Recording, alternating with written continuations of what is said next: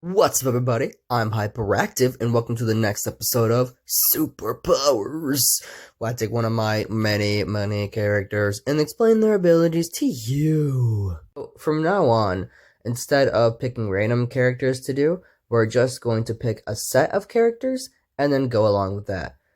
So, people in groups or people related some way or, somehow and things like that. Speaking of that, so this time we have Max Martinez, or Quarantine, who was another person caught in the radioactive explosion that happened to the nuclear facility. He, though, isn't necessarily part of Vemhead's group. He just sort of went off on his own to do his own thing. And we're going to talk about him now. So, yeah. Now, Max's body got the most mutated out of everybody. Because he was the closest to the explosion, but also he was also the closest to the actual nuclear engine that he was working on. This, special type of new age engine that was supposed to kind of replace the facility as a whole.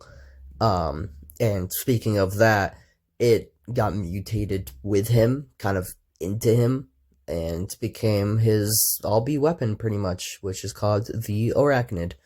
Now, Max's actual power is the ability to create any illness within his blood. The cells of his blood have been already mutated, and then it also has the radiation still running through it. And then he can turn it into this sort of acid and then fire off from the arachnid. And the acid holds in whatever illness he made, and then when you get hit by it, obviously you get the sickness.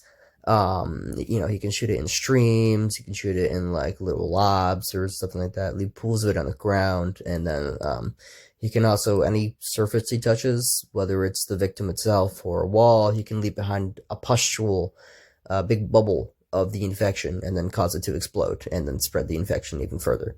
And he himself is actually a bubble. Like, at a certain point, he gets too big and sort of full of infection, and he goes nuclear. He literally explodes into a nuclear infectious bomb and spreads it everywhere, which I'm pretty sure we called the Pandora's box incident.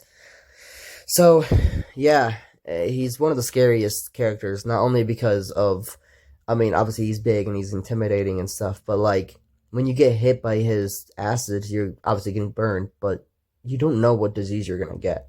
It's not like he tells you what you're going to get. Maybe sometimes for intimidation factor, but other than that, that's all he is, just a vessel to spread illness, and that's terrifying.